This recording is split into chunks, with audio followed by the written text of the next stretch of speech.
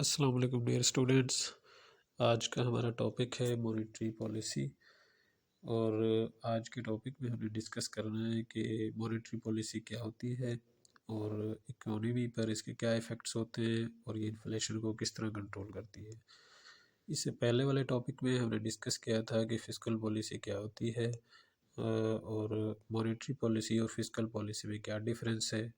फ़िस्कल policy यहाँ पर दोबारा हम बता दें कि फ़िस्कल पॉलिसी जो होती है वो किसी भी कंट्री के अंदर जो गवर्नमेंट इन पावर होती है, उसकी रिस्पॉन्सिबिलिटी होती है, उसने वो फ़िस्कल पॉलिसी बनानी होती है। जिस तरह अगर पाकिस्तान की अगर हम बात करें तो पाकिस्तान के अंदर जो जून के महीने में जो बजट पेश किया जाता है, तो उस बजट का मकसद यही होता है कि जो अपकमिंग फाइनेंशियल ईयर है उसके अंदर जो हमारे कंट्री में जो एक्सपेक्टेड रेवेन्यूज़ हैं वो कितने जनरेट होंगे और एक्सपेक्टेड हमारे एक्सपेंडिचर्स कितने होंगे। तो ये बजट जो है ये दरअसल हमारे कंट्री की फ़िस्कल पॉलिसीज़ को हम कह सकते हैं। तो मॉनेटरी पॉलिसी हमने आज डिस्कस करना है। इसमें मैंने कुछ स्लाइड बनाई है और स्लाइड में बिल्कुल इम्पोर्टेंट टॉपिक्स मैंने यहाँ पर रखे हैं, और अगर इन चीज़ों को जहन में रखा जाए तो उम्मीद है इंशाल्लाह आपका इंटरव्यू से रिलेटेड, मॉनेटरी पॉलिसी से रिलेटेड जो आपके इंटरव्यू क्वेश्चंस हैं वो भी तैयार हो जाएंगे। अगर मॉनेटरी पॉलिसी पर अगर एक पैराग्राफ लिखना पड़ जाए या किसी भी सब्जेक्टिव पेपर में, तो वो भी आप इन पॉइंट्स को जहन में रखकर इजीली उसको तैयार कर सकते हैं। तो बिल्कुल शॉर्ट एंड कंसाइज वीडियो मैंने इस पे बनाई है। उम्मीद है आपको ये समझ भी इजीली आ जाएगी। सादा अल्फाज में मैंने आपको समझाना है और आपको याद भी रहेगी। तो पहली जो यहाँ पर स्लाइड है वो इसका इंट्रोडक्शन था। सेकंड स्लाइड जो यहाँ पर है वो मॉनेटरी पॉलिसी की डेफिनेशन है। Monetary policy is the set of tools used by national central bank to control the overall money supply and promote economic growth and imply strategies such as revising interest rates and changing bank reserve requirements। यहाँ पर highlight भी हुआ है कि central bank किसी भी country का क्या होता है। सेंट्रल बैंक जो होता है ये किसी भी कंट्री का, आप इसको कह सकते हैं कि सबसे बड़ा बैंक होता है, और इसका जो काम होता है वो मॉनेटरी पॉलिसी को डिज़ाइन करना होता है। हर कंट्री के अंदर एक सेंट्रल बैंक होता है, जिस तरह पाकिस्तान के अंदर स्टेट बैंक ऑफ पाकिस्तान है। तो इसका काम ये होता है कि ये मॉनेटरी पॉलिसी इसने डिज़ाइन करनी होती है, और मॉनेटरी पॉलिसी डिज़ाइन करके इसने ओवरऑल मनी सप्लाई को कंट्रोल करना होता है मार्केट में। और ओवरऑल मनी सप्लाई कंट्रोल होगी तो ऑटोमेटिकली इसकी कंट्री की जो इकोनॉमिक ग्रोथ है वो बूस्टअप हो जाती है।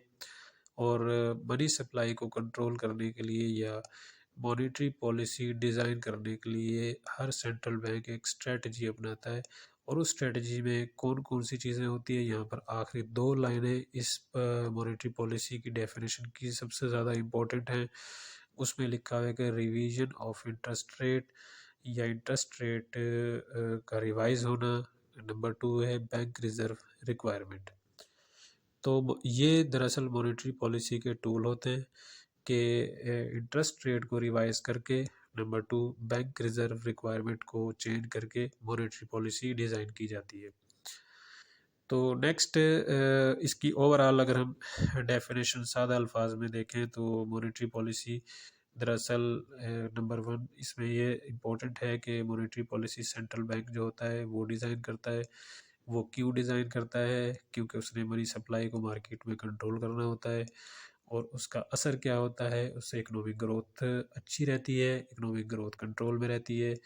और नंबर 3 यहाँ पर है कि जो स्ट्रेटजीज़ मॉनेटरी पॉलिसी के लिए अपनाई जाती हैं उसमें इंटरेस्ट रेट और बैंक रिजर्व रिक्वायरमेंट्स हैं। नेक्स्ट स्लाइड में यहाँ पर हमने एग्जांपल दी है कि सेंट्रल बैंक्स जो होते हैं वो मुख्तलिफ़ कंट्रीज़ में कौन कौन से सेंट्रल बैंक हैं। नंबर 1 पाकिस्तान के अंदर इस तरह है SBP, state bank of Pakistan. इसका मतलब होता है कि पाकिस्तान के अंदर जो स्टेट बैंक है ये सेंट्रल बैंक है और इसने मॉनेटरी पॉलिसी डिज़ाइन करनी होती है। नंबर 2 है RBI, ये रिज़र्व बैंक ऑफ इंडिया है। इंडिया के अंदर ये सेंट्रल बैंक है और इंडिया की जो मॉनेटरी पॉलिसी है वो RBI डिज़ाइन करेगा। नंबर 3 FRB है, federal reserve bank of USA, और US के अंदर फेडरल रिजर्व बैंक होता है, उसने मॉनेटरी पॉलिसी US की डिज़ाइन करनी होती है। आखिरी स्लाइड यहाँ पर इसके 8 पॉइंट्स हैं, और आपने ये 8 पॉइंट अपने जहन में रखने मॉनेटरी पॉलिसी को समझने के लिए। नंबर 1 है मनी सप्लाई। मनी सप्लाई क्या होती है जी? आम जनरल पब्लिक के अंदर या मार्केट के अंदर पैसा कितना है। मॉनेटरी पॉलिसी का मतलब यही होता है कि जो सेंट्रल बैंक होता है उसने मनी सप्लाई को कंट्रोल करना होता है, जिससे इन्फ्लेशन ऑटोमेटिकली कंट्रोल होगी। मेन जो पर्पस है मॉनेटरी पॉलिसी डिज़ाइन करने का वो इन्फ्लेशन को कंट्रोल करना है। इन्फ्लेशन ज़्यादा है तो इन्फ्लेशन को कम किया जाएगा। किस तरह कम किया जाएगा? मॉनेटरी पॉलिसी या मनी सप्लाई को कंट्रोल करने के बाद। अब मनी सप्लाई को किस तरह कंट्रोल किया जाएगा? उसमें सेकंड पॉइंट में लिखा हुआ है कि bank reserve requirement. Bank reserve क्या होता है? देखें, ऑलरेडी हमने बताया आपको कि जो स्टेट बैंक या सेंट्रल बैंक जो होता है किसी भी कंट्री में, उसका जो मेन ऑब्जेक्टिव है वो मॉनेटरी पॉलिसी डिज़ाइन करना या मार्केट के अंदर मनी सप्लाई को कंट्रोल करना। इसके अलावा दूसरे बैंक्स भी होते हैं, जैसे पाकिस्तान की अगर हम बात करें तो पाकिस्तान के अंदर बहुत सारे कमर्शियल बैंक और माइक्रो फाइनेंस बैंक भी काम कर रहे हैं। जो कमर्शियल बैंक या माइक्रो फाइनेंस बैंक होते हैं, इनका फंक्शन क्या होता है? ये कम रेट पर डिपॉजिट रखते हैं और ज़्यादा रेट पर लोन जनरल पब्लिक को प्रोवाइड करते हैं। तो ये रेट का जो डिफरेंस है ये इन बैंक्स का प्रॉफिट होता है। जबकि स्टेट बैंक जो होता है, स्टेट बैंक इन सारे बैंक्स का रेगुलेटर भी है। उसने इन बैंक्स के लिए एक पॉलिसीज़ भी डिज़ाइन करनी होती है, साथ में मॉनेटरी पॉलिसी भी उसने डिज़ाइन करनी होती है। तो स्टेट बैंक के और बाकी कमर्शियल बैंक्स के जो फंक्शन है उनमें बहुत फ़र्क है।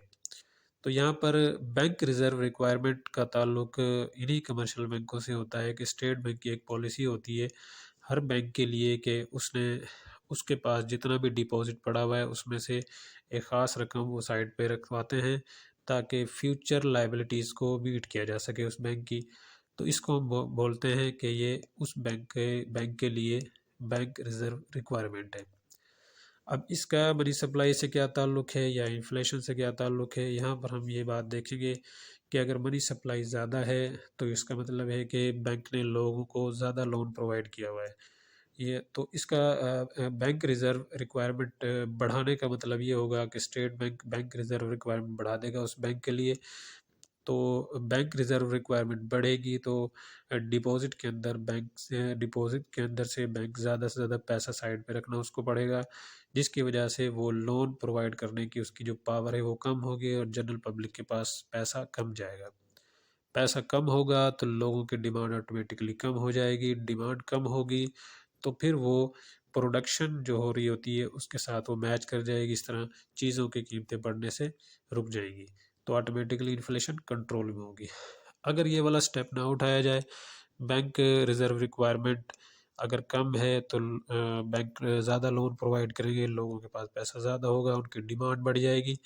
डिमांड बढ़ेगी, अगर प्रोडक्शन उस लिहाज से नहीं होती है तो ऑटोमेटिकली क्या होगा? इससे चीज़ों की कीमतें बढ़ जाती हैं और इन्फ्लेशन राइज़ कर जाएगी।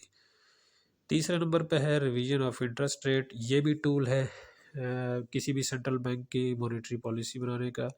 तो मॉनेटरी पॉलिसी बनाते हुए इंटरेस्ट रेट को रिवाइज किया जाता है, या तो इंटरेस्ट रेट कम किया जाता है या इंटरेस्ट रेट ज़्यादा किया जाता है। इसमें पाँचवें नंबर पर जो लिखा हुआ है एक्सपेंशनरी या कॉन्ट्रैक्शनरी मॉनेटरी पॉलिसी, इससे पहले मैं आपको ये वाला पॉइंट एलेबरेट कर देता हूँ ताकि आपको इंटरेस्ट रेट समझ आ जाए। देखिए जी, कॉन्ट्रैक्शनरी मॉनेटरी पॉलिसी जो होती है इसका मतलब इसमें क्या होता है कि बैंक जो है वो इंटरेस्ट रेट को ज़्यादा कर देता है। इंटरेस्ट रेट स्टेट बैंक की तरफ से ज़्यादा होगा तो लोगों की जो सेविंग पावर है वो बढ़ जाती है। लोग ज़्यादा से ज़्यादा पैसा बैंक्स में जमा कराते हैं क्योंकि इंटरेस्ट रेट ज़्यादा हो जाता है। लोगों के पास इससे असर क्या होगा? लोगों के पास पैसा कम होगा क्योंकि उनकी सेविंग्स बढ़ जाती हैं। पैसा उनके पास कम होगा तो उनकी डिमांड कम होगी।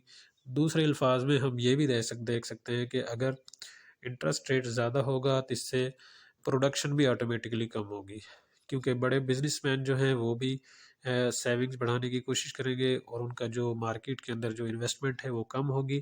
फैक्ट्रीज़ के अंदर जो है वो ऑटोमेटिकली प्रोडक्शन कम होगी, तो वो डिमांड और प्रोडक्शन यहाँ पर मीट कर जाएगी, जिसकी वजह से इन्फ्लेशन कंट्रोल में रहेगी। और इसी तरह एक्सपेंशनरी मॉनेटरी पॉलिसी जो होती है, इसमें क्या होता है कि जो सेंट्रल बैंक है वो इंटरेस्ट रेट को कम कर देता है। इंटरेस्ट रेट कम होगा तो ऑटोमेटिकली क्या होगा कि लोगों के पास सेविंग्स जो है वो इसको कम कर देगा। लोगों की सेविंग कम होगी, पैसा उनके पास ज़्यादा होगा, ऑटोमेटिकली उनकी डिमांड बढ़ेगी। इसी तरह प्रोडक्शन ऑटोमेटिकली बढ़ जाएगी, प्रोडक्शन बढ़ेगी तो उसी लिहाज से वो डिमांड को मीट करने के काबिल हो जाएगी और इस तरह इन्फ्लेशन कंट्रोल में रहेगी। यानी मॉनेटरी पॉलिसी के अंदर इंटरेस्ट रेट बहुत ज़्यादा अहमियत रखता है। इंटरेस्ट रेट को कम या ज़्यादा करके मनी सप्लाई को कंट्रोल किया जाता है और मनी सप्लाई कंट्रोल करके इन्फ्लेशन रेट को कंट्रोल किया जाता है। नंबर 4 यहाँ पर लिखा हुआ है कि ओपन मार्केट ऑपरेशंस क्या होते हैं। अब ओपन मार्केट ऑपरेशन भी एक बड़ी अहमियत रखता है मनी सप्लाई के अंदर, मनी सप्लाई को कंट्रोल करने के लिए, क्योंकि स्टेट बैंक यहाँ पर गवर्नमेंट की कुछ सिक्योरिटी बिल्स होती हैं और बॉन्ड्स होते हैं। गवर्नमेंट जब आम जनरल पब्लिक से पैसा लेना चाहती है तो वो ऑटोमेटिकली इनको सेल आउट कर देती है मार्केट के अंदर। गवर्नमेंट की जो सिक्योरिटीज़ होती हैं, इसके साथ उनके बॉन्ड्स होते हैं। जब वो सेल करेगा तो जनरल पब्लिक से पैसा उसके पास आएगा, लोगों के पास पैसा कम होगा और उनकी डिमांड कम हो जाएगी। इस तरह प्रोडक्शन भी उसके लिहाज से कम होगी।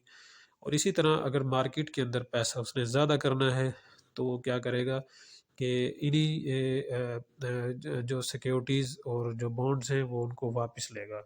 जब वापस लेगा उनको बाय करेगा तो ऑटोमेटिकली लोगों के पास पैसा ज़्यादा होगा और पैसा ज़्यादा उनके पास होगा तो उससे प्रोडक्शन भी बढ़ेगी, साथ में लोगों की डिमांड भी बढ़ जाएगी। तो इस तरह इन्फ्लेशन कंट्रोल करने के लिए ओपन मार्केट ऑपरेशंस बड़े अहमियत रखते हैं और ओपन मार्केट ऑपरेशंस का ताल्लुक भी इसी मॉनेटरी पॉलिसी से होता है। पांचवा पॉइंट जो है यहाँ पर एक्सप्लेन किया जा चुका है और छठे पॉइंट में ये कि इन्फ्लेशन किस तरह रिड्यूस की जाती है ये भी ऑलरेडी आपको बताया जा चुका है। How does it reduces the unemployment. Unemployment को जो है मॉनेटरी पॉलिसी किस तरह यहाँ पर कम करती है। तो यहाँ पर आप देखें कि अगर मनी सप्लाई ज़्यादा है, इन्वेस्टर्स के पास पैसा ज़्यादा है तो फैक्ट्रीज़ के अंदर प्रोडक्शन ज़्यादा होगी तो उसके लिए एम्प्लॉइज़ भी वो ज़्यादा रखेंगे। एम्प्लॉइज़ ज़्यादा रखेंगे तो अनएम्प्लॉयमेंट कम हो जाएगी और एम्प्लॉयमेंट बढ़ जाएगी। इसी तरह जो है वो अनएम्प्लॉयमेंट को रिड्यूस करने के लिए भी मॉनेटरी पॉलिसी बड़ी कारआमद है।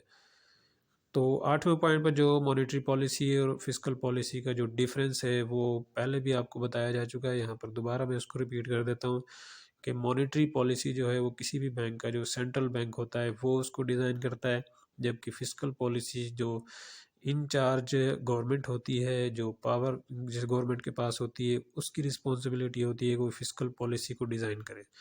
दोनों का मकसद जो है वो डिमांड को कंट्रोल करना होता है और इन्फ्लेशन रेट को कंट्रोल करना होता है।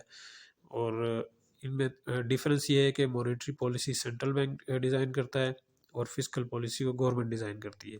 फिस्कल पॉलिसी का ताल्लुक जो होता है वो एक्सपेक्टेड रेवेन्यूज़ और एक्सपेक्टेड एक्सपेंडिचर से होता है और साथ में मॉनेटरी पॉलिसी का जो ऑब्जेक्टिव है वो मनी सप्लाई को मार्केट में कंट्रोल करके इन्फ्लेशन को कंट्रोल करना होता है।